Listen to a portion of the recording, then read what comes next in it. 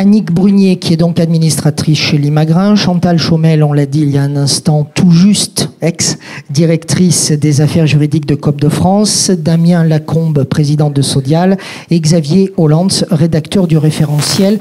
Prenez le micro, Xavier, s'il vous plaît. Je vais commencer avec vous, pour que vous nous en disiez un petit peu plus sur le pourquoi ce référentiel, comment l'avez-vous travaillé. Ce qui vous a peut-être surpris aussi en commençant à réunir un certain nombre d'éléments pour avoir ensuite toutes ces pages et toute cette synthèse. Pourquoi d'abord ce travail ? Alors, merci pour cette première question, parce que je pense qu'il faut qu'on partage un premier constat qui, Bertrand et moi, nous a étonnés en tant que chercheurs spécialisés sur la gouvernance. C'est qu'on ne sait quasiment rien d'un point de vue académique de la gouvernance des coopératives agricoles. En tout cas, jusqu'à présent. Jusqu'à présent, j'espère qu'on va pouvoir y contribuer, même modestement, à travers ce référentiel. Ce qui nous a étonné, c'est que la profession avait déjà travaillé, et COP de France, notamment, avait produit un excellent document qui s'appelle l'administrateur en question. Mais d'un point de vue académique, donc du point de vue de la communauté des chercheurs, qu'on représente un petit peu, Bertrand et moi, il n'y a quasiment rien. J'ai fait mon enquête, je dirais, et je me suis rendu compte que seulement 12 articles en français et 33 en anglais, depuis 50 ans, traitent de cette question. Comment expliquez-vous cette pauvreté, entre guillemets, académique ? La pauvreté, c'est que, peut-être ça a été évoqué lors de l'intervention de Jean-Christophe Juillard, la coopération est sans doute mal connue.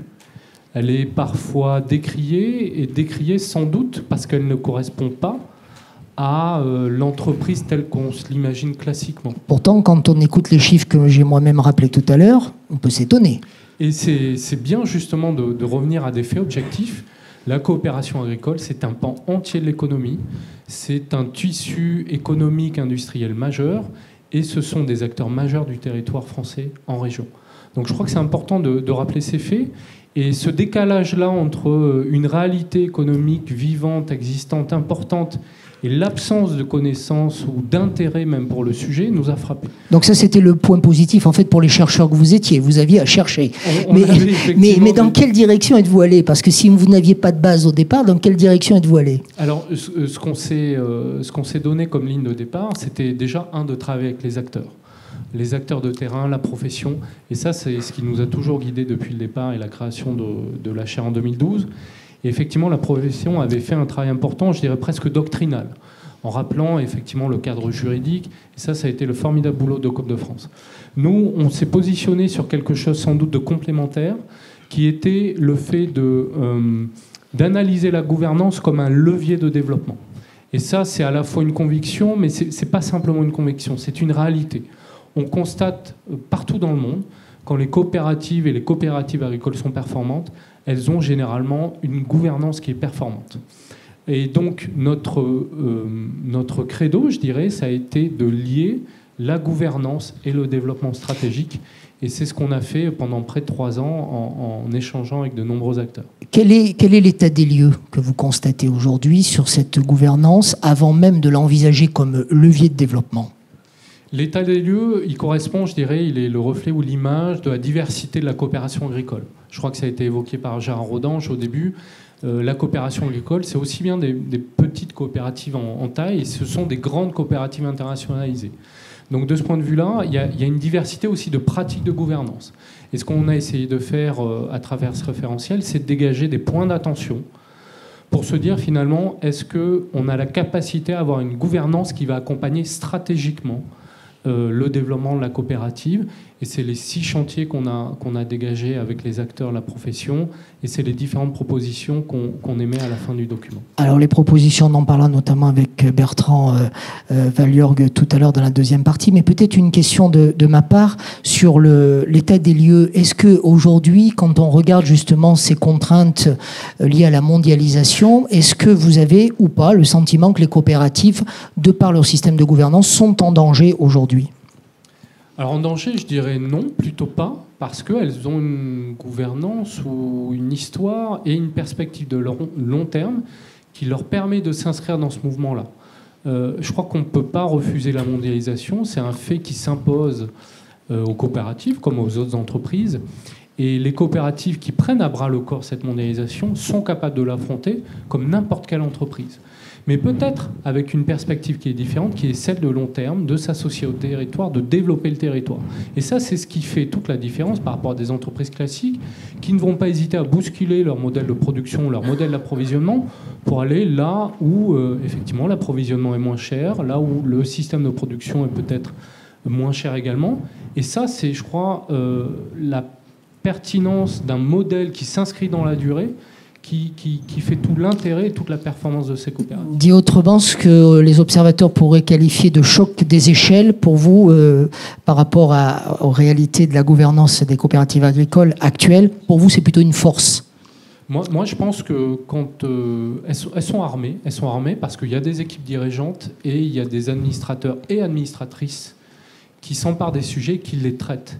Et quand on voit le travail qui est fait à la fois très collaboratif et le nombre de réunions où il y a des échanges qui sont parfois directs et qui sont constructifs, je pense qu'à la fin, ça produit des décisions qui sont... je ne sais pas si elles sont meilleures, mais en tout cas qui permettent d'inscrire la coopérative dans la durée de manière durable. Alors ça va nous permettre la transition avec Annick Brunier dans un instant, mais j'ai deux questions à vous poser. Vous êtes un petit peu critique dans le référentiel, si j'ai bien lu en tout cas, sur ce que vous appelez le smart farming, c'est-à-dire la prise en compte des données, des nouveaux services grâce aux nouvelles technologies. Ça veut donc dire que ce n'est pas encore tout à fait open dans les coopératives agricoles. Alors, ça dépend des activités. Il y a des activités où le smart farming se développe plus que d'autres, mais c'est sans doute effectivement quelque chose à intégrer, parce que comme peut-être Internet a bouleversé le commerce en développant le e-commerce, sans doute le smart farming va bouleverser en partie l'activité agricole. Et les coopératives qui vont investir ou accompagner surtout les adhérents dans ce mouvement-là seront sans doute des coopératives qui seront mieux armées dans le futur pour affronter les différents enjeux qu'elles auront à affronter. Une dernière question avec vous, Léa Thiroir. Parlez-nous un peu en quelques instants de ces trois pouvoirs auxquels vous faites allusion dans le référentiel. Le pouvoir exécutif, le pouvoir souverain et le pouvoir de surveillance. Alors, le pouvoir exécutif, c'est celui de l'équipe de direction. C'est un pouvoir classique qu'on retrouve dans toutes les formes d'entreprise. Le pouvoir souverain, pour l'entreprise classique, c'est celui des actionnaires. Mais dans le cas d'une coopérative, il y a quelque chose qui est particulièrement notable et intéressant parce qu'il introduit la démocratie. Ce sont les adhérents coopérateurs qui détiennent le capital. Mais en détenant le capital, ce n'est pas le plus gros actionnaire qui décide, puisque les adhérents n'ont qu'une seule voix. Ils ont la même voix que n'importe quel autre adhérent.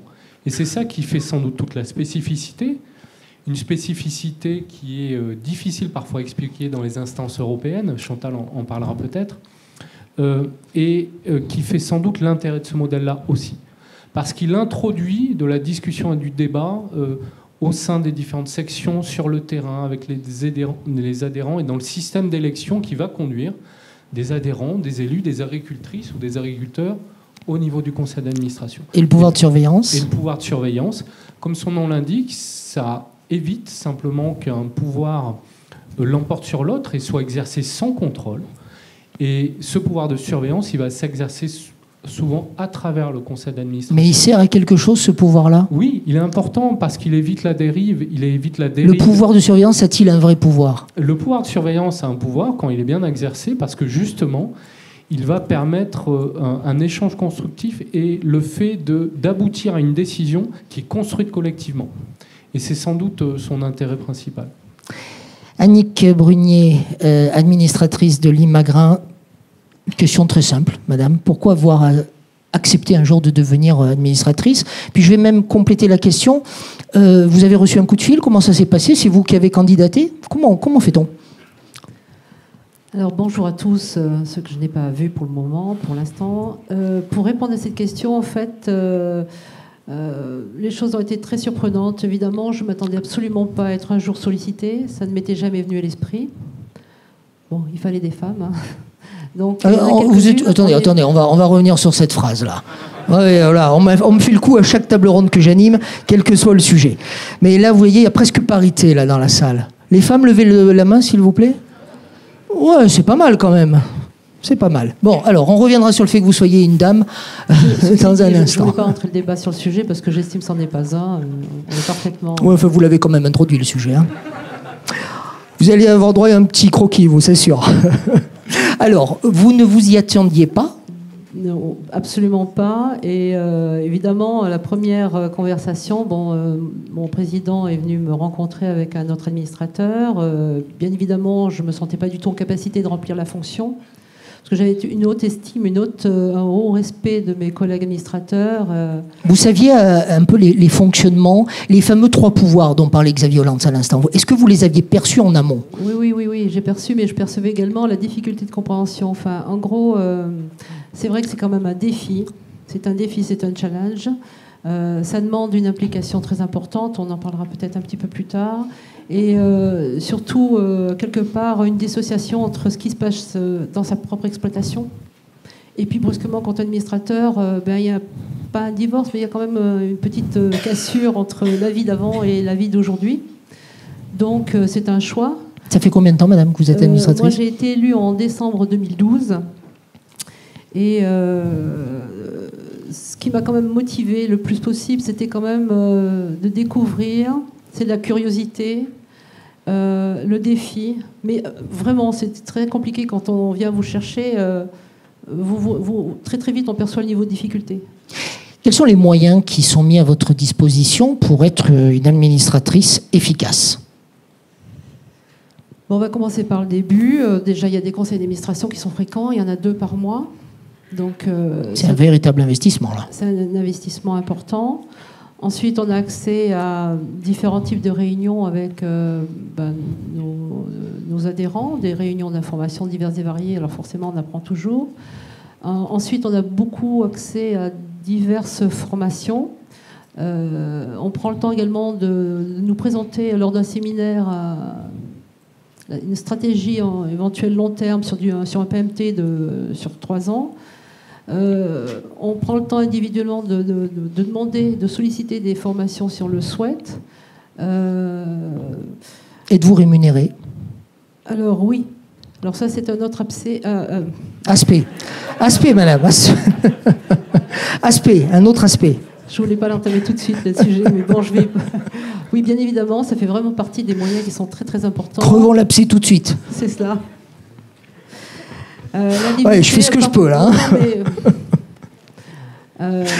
Redevenons sérieux. L'indemnité, elle est nécessaire. On consacre du temps. Du coup, on est hors de notre exploitation. Et c'est vrai que nous sommes indemnités. Alors, chez les Magrins, on est indemnisés à hauteur un niveau d'indemnité qui nous permet largement d'embaucher quelqu'un qui viendrait exercer une partie de notre activité dans notre exploitation. Je veux pas vous mettre mal à l'aise, mais on sent une gêne, là, par rapport à la question. Est-ce que vous avez le sentiment que c'est un problème franco-français et que, voilà, en France, on n'aime pas parler fric, donc là, il ne faut pas en parler de ça? Non, enfin, je ne sais pas du tout. Je n'ai pas la capacité pour juger si c'est franco-français. Il me semble, mais je n'en ai aucune. J'ai pas les prétentions d'être sûre de moi. Par contre, la gêne, non, si ce n'est qu'il est facile de dire chez les Magrins, un administrateur se déplace va en réunion, va en formation, va rencontrer ses collègues administrateurs sur un lieu de travail pour 300 € la journée. Mais au contraire, il faut en parler parce que je pense que dans beaucoup de coopératives, les indemnités ne sont pas à la hauteur du travail. Et je pense que si on veut avoir des administrateurs plus jeunes et puis en qualité de pouvoir s'extraire de leur propre exploitation, il faut quand même... il faut bien les dédommager à un moment donné. Voilà. Quelles sont vos implications? Monsieur Julliard nous rappelait tout à l'heure en ouverture la dimension bien sûr internationale du groupe que l'on connaît tous, en tout cas au moins dans cette salle. Quelles sont vos implications, vous, en tant qu'administratrice? Ne m'en veuillez pas, mais locales. Donc comment, justement, voyez-vous votre travail à l'international? Alors l'international, en fait, ça repose beaucoup sur des déplacements. Il faut absolument que les administrateurs aillent voir sur place, dans différents pays du monde, rencontrer des équipes, sentir un peu ce qui se passe.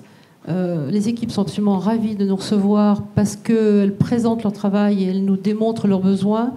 Elles nous montrent également ce qu'elles ont fait. Et nous, administrateurs, pour comprendre et avoir Oui, pour décider correctement, on a vraiment besoin d'aller jauger sur place, d'aller comprendre. Mais en même temps, il ne faut pas perdre d'idée la réalité du territoire, c'est-à-dire pas oublier qui nous sommes, pas oublier le sens de la coopérative. Quelle est l'origine de la coopérative, enfin du groupe Limagrain? C'est toujours la coopérative Territoire Limagne. C'est également notre présent et il faut que ça demeure le futur. Garder les pieds sur terre, oui. En fait. Alors c'est vous qui avez souhaité aller dans cette direction. Moi j'avais prévu la question, mais je ne savais pas si j'allais vraiment vous la poser. Le fait d'être une femme dans tout ça. Alors, en fait, c'est pas un sujet. Une femme dans un conseil d'administration, dans une coopérative agricole, il faut qu'elle soit représentative à peu près du nombre d'agriculteurs qui sont dans son secteur. Donc, chez nous, chez Limagrain, il y a deux femmes sur 18 membres. Bon, à mon sens, tout se passe très très bien. Je ne suis pas sûre qu'il en faudrait une de plus, une de moins. Je ne sais pas. En fait, ce n'est pas un débat. Ce qui compte, c'est de trouver les bonnes personnes qui ont du temps à consacrer, une énergie, qui ont une foi, une passion. Alors, femme, c'est des fois un petit peu compliqué, mais au même titre comme c'est compliqué dans d'autres domaines. Enfin, je veux dire, oui, forcément, il y a des choses un peu différentes. Des choses que je vis un peu différemment de mes collègues agriculteurs masculins, pardon. Mais enfin, c'est pas un sujet, il n'y a pas une difficulté supérieure. Je vais vous poser une question que vous vous poserez peut-être dans plusieurs années, lorsque vous appellerez peut-être vous-même quelqu'un à vous succéder. Vous lui direz quoi pour prendre votre place? Je lui dirais qu'il faut un véritable engagement, il faut travailler, il faut une véritable motivation et des qualités humaines. Bien évidemment, aller travailler son intellect, aller à la compréhension de tout ce qu'on nous dit. Donc il faut travailler son intellect, mais il faut véritablement aussi travailler les qualités humaines. Alors de l'altruisme, le raisonnement collectif, un peu s'oublier, enlever les égos, avoir le sens, vraiment le sens du collectif est très important. Et puis une bienveillance permanente, enfin... Voilà. C'est déjà très bien. Être au service. Voilà, c'est marrant ce que vous êtes en train de dire, parce que je ne sais pas si vous le savez, mais c'est aujourd'hui la journée mondiale de l'altruisme. Je trouve ça intéressant. Damien Lacombe, président de Sodial, prenez le micro. La question des jeunes agriculteurs et du monde coopératif, ou comment s'adapter aux attentes de la nouvelle génération. On va parler un petit peu de ça avec vous. On a déjà vu quelques limites au fonctionnement actuel. Comment une structure comme la vôtre travaille-t-elle, justement, monsieur, pour améliorer la relation avec les coopérateurs? Alors, j'allais dire, il y a des spécificités qui sont liées aux jeunes agriculteurs et des conditions qui sont nécessaires par rapport à l'ensemble des coopérateurs. On a aussi une particularité dans la filière laitière, c'est qu'on a vécu dans 30 ans de quotas laitiers, qui ont eu un certain nombre d'avantages, qui ont eu l'inconvénient quand même d'éloigner le coopérateur de sa coopérative, puisque quand il était question de volume, on allait demander ces volumes supplémentaires à la DDA, et quand il s'agissait de prix, on regardait plutôt les sorties de prix de l'Interpro à Paris. Donc on a eu, nous, un vrai travail à faire au sein des coopératives laitières pour finalement, au-delà du cercle habituel des coopérateurs qui ont toujours suivi l'activité de la coopérative, pour regagner finalement la confiance vis-à-vis de l'ensemble des coopérateurs. Et c'est l'enjeu majeur de la période qu'on vit aujourd'hui, puisqu'on est toujours dans cette période de sortie des quotas. Et c'est là qu'on a besoin justement de mettre en œuvre beaucoup de choses pour faire partager ce projet coopératif global et les enjeux stratégiques qui vont avec. Alors vous nous avez présenté les enjeux, mais quels sont vos outils justement pour mettre en place, pour jouer la partition? Donc les outils à mettre en place par rapport à ça, c'est clairement de faire participer nos adhérents à la construction justement de ce projet coopératif. Et là, on a eu une période qui est assez exemplaire à ce niveau-là, puisqu'avec la sortie des quotas, il a fallu préparer cette période de sortie des quotas. On a construit, nous, au sein de Sodial, un projet qu'on a appelé Sodial 2020, qui a été partagé avec l'ensemble des sociétaires pendant 2 années durant, où on a fait le tour de France, puisqu'on est sur un périmètre national, à plusieurs reprises, pour échanger sur quelles sont nos ambitions en tant que coopérative laitière au service de nos adhérents. L'angle d'approche... Donc là, vous avez misé sur l'adhésion des adhérents, en fait. Sur l'adhésion et sur la co-construction du projet et des outils de gestion notamment des volumes et des prix pour la période post-quota. Et donc ça a été un mouvement assez fort qui a permis effectivement à beaucoup d'adhérents de se rapprocher du projet coopératif. Et là, on a clairement réfléchi tous ensemble à quelle vision on avait du monde laitier de demain, comment la coopérative pouvait s'inscrire dans ce monde laitier-là, et quels étaient justement les outils pratiques qui allaient régler cette relation entre l'adhérent et sa coopérative dans les années dans un monde qui est beaucoup plus libéral que par le passé, quoi. Donc on a utilisé cette période de sortie des quotas au maximum justement pour travailler sur cette relation avec les adhérents. Et vous posiez la question des jeunes agriculteurs. Les jeunes agriculteurs avaient les mêmes attentes et en même temps une impatience un peu plus forte, puisqu'on on a l'habitude de dire que le monde est un village. Le monde est un village, sauf qu'il faut comprendre les rouages et la façon dont il fonctionne. Et il y a un véritable enjeu, les jeunes agriculteurs, pour les mettre dans la boucle justement de ce partage au niveau de la coopérative. Et là, on a mis en place aussi un certain nombre d'outils dédiés aux jeunes agriculteurs, en commençant par justement l'appui qu'on pouvait amener dans leur projet d'installation, puisqu'il y a forcément une question qui se pose en termes de quel lait j'ai envie de produire, quel volume j'ai envie de produire. Et là, la coopérative, eh bien, puisque c'est elle qui fait l'accès au marché, a forcément une relation à avoir avec l'adhérent JA par rapport à ça. Donc on a mis à profit cette période-là justement pour reconquérir, réorganiser et retravailler cette relation. C'est la question que je souhaitais vous poser. Il y a des transformations par rapport à vos métiers, on le perçoit bien, vous davantage encore. Est-ce qu'il y aura un impact particulier sur le monde des coopératives, selon vous? Est-ce que cette évolution des métiers aura un impact? Alors, nous, on a considéré que cette période justement nouvelle qui s'ouvre devant nous, qui est une période de risque, et on le sent bien aujourd'hui, le contexte est très très difficile, on considère que c'est une chance pour justement les coopérateurs et pour la relation entre le coopérateur et sa coopérative. Et donc on considère qu'aujourd'hui, ça donne le fait de rapprocher de manière un peu plus forte les coopérateurs de leur coopérative, ça donne des moyens justement de s'orienter vers des choses nouvelles et de le partager tous ensemble. Il y a la notion de coopérative plus internationale, il y a la notion de nouveaux réseaux de distribution, il y a la notion de territorialité derrière tout ça. Et tout ça, c'est des enjeux qu'il faut qu'on partage avec nos adhérents. Et le monde dans lequel on vit aujourd'hui, qui n'est pas parfait, et là on a par contre beaucoup de choses aussi à proposer pour essayer de le rendre meilleur, et ça on y travaille aussi avec nos adhérents, mais ce monde dans lequel on vit, c'est une opportunité pour nous justement en tant que coopérative. Alors à propos d'opportunité, oubliez que l'un des deux rédacteurs est juste à côté de vous. Est-ce que les coopératives avaient besoin d'un tel document là dont on parle depuis le début de notre entretien, ce référentiel? Comment avez-vous reçu ce travail, avant même de le lire, le seul fait de vous dire il existe? Alors, moi je pense que tout ce qui a trait à la gouvernance des coopératives, finalement, quand on est administrateur d'une coopérative et qu'on a justement qu'on a la responsabilité d'animer les choses à l'intérieur de cette coopérative, la question qu'on se pose en permanence, c'est est-ce que l'organisation que l'on a, elle est adaptée justement au projet que l'on veut mener? Est-ce que effectivement, qu'est-ce qu'il nous faut changer pour être plus efficace, répondre mieux à nos adhérents? Et donc, je pense que c'est une question permanente que se posent les responsables de coopératives. Mais permanente parce que le monde va trop vite? Parce que le monde va vite, et puis parce que les attentes de nos adhérents changent aussi, parce qu'il faut qu'on ait cette relation permanente qui continue d'exister. Et donc, je pense que le fait d'avoir un référentiel, ou en tout cas des gens qui réfléchissent à nos côtés sur ces sujets-là, en fait, on se positionne plus en termes de réflexion permanente à leur côté. Qu'est-ce qui vous a le plus marqué, vous, Monsieur Lacombe, dans ce référentiel? C'est le fait, justement, de se dire qu'on est dans une organisation qui n'est pas figée. Et c'est la question essentielle que l'on se pose.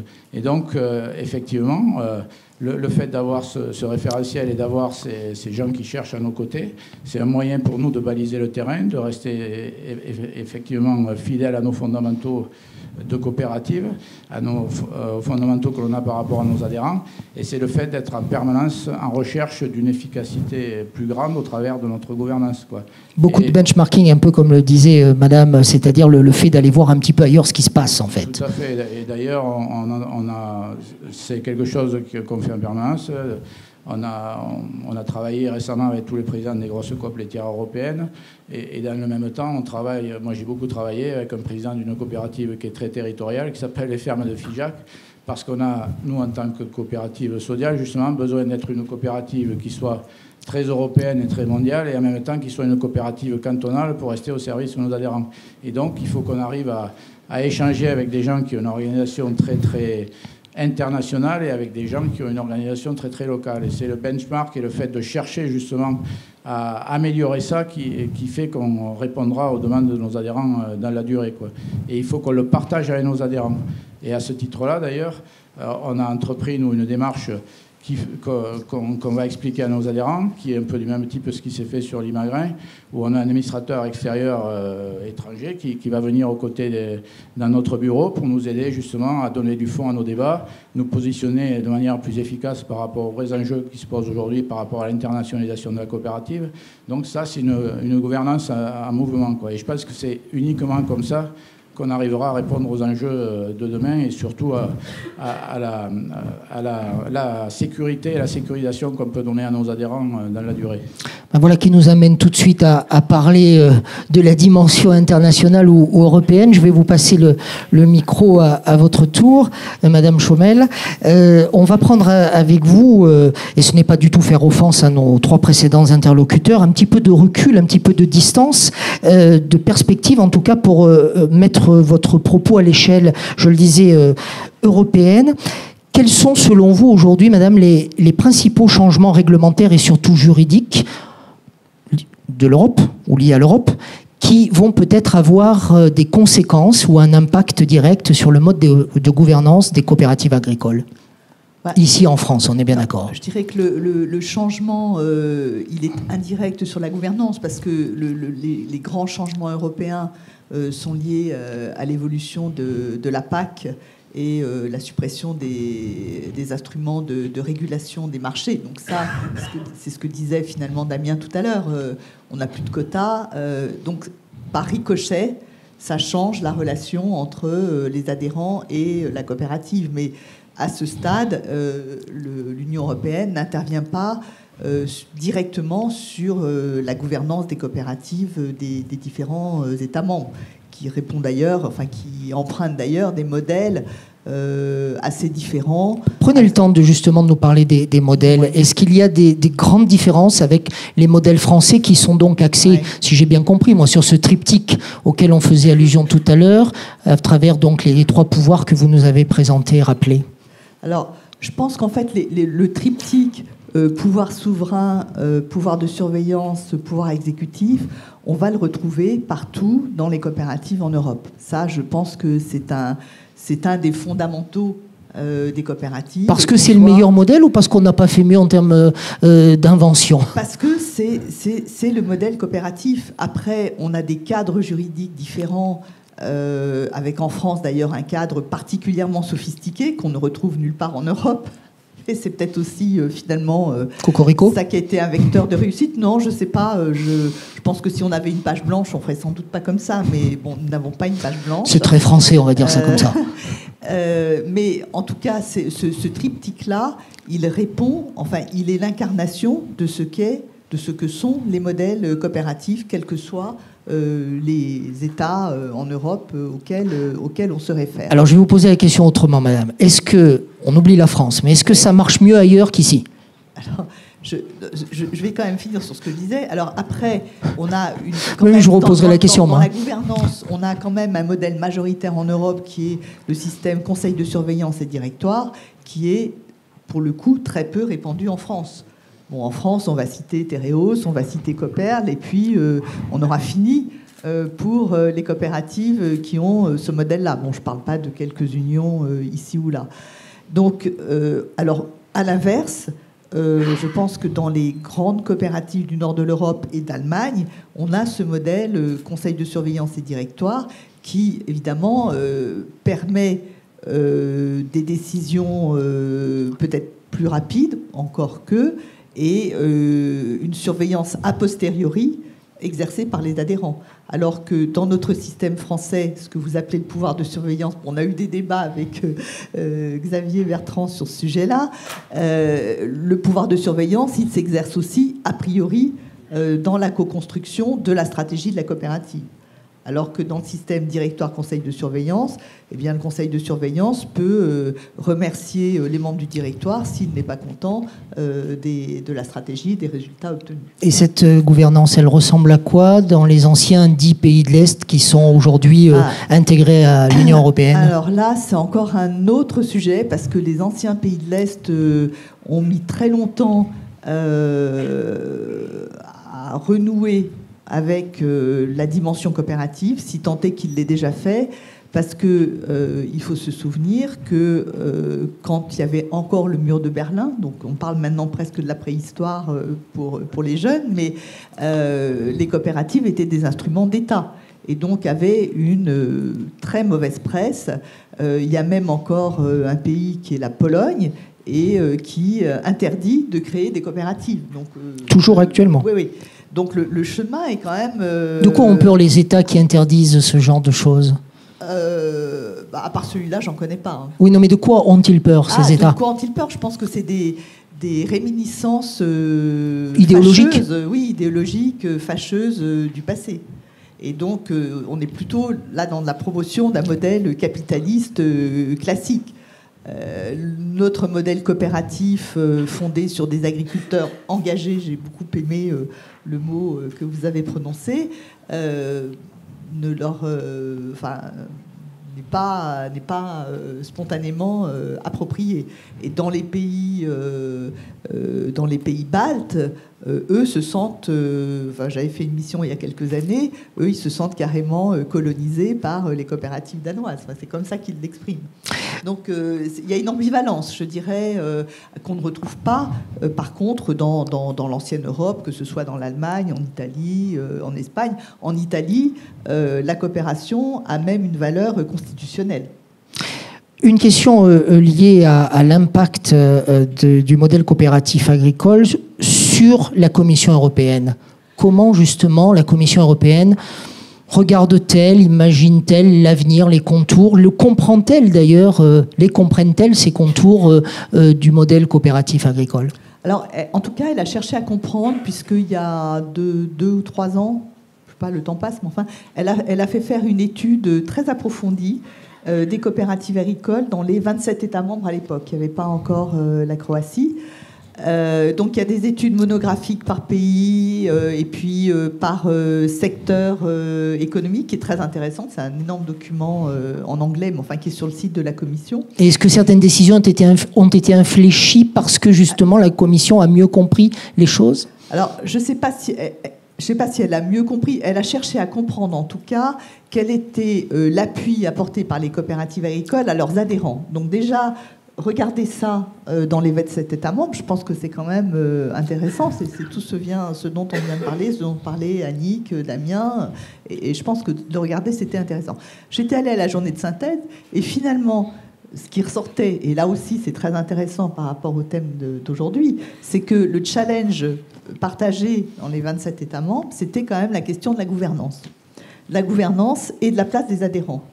Et je pense que une des spécificités de notre modèle coopératif, c'est justement quelle est la place que nous faisons aux adhérents, quel lien on entretient avec eux, parce que c'est le socle du modèle.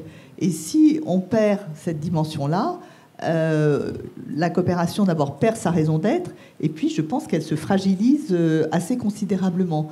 Donc j'ai assez bien aimé les développements sur le pouvoir souverain et qui renvoient finalement aussi au principe coopératif. Parce que la gouvernance coopérative, elle est impactée par les principes coopératifs, dont certains sont normatifs, un homme, une voix, ou la rémunération limitée du capital, et d'autres sont des principes d'action, d'ailleurs, comme l'a dit Jean-Christophe Julliard, l'intérêt pour la communauté, ben voilà, c'est un principe coopératif. La coopération entre coopératives, c'est un principe coopératif. Et donc, c'est très intéressant de voir que ces principes qui ont été définis finalement il y a très longtemps, bon, même s'ils ont été révisés un peu en 95, mais sont des principes qui fonctionnent encore aujourd'hui dans des contextes très différents.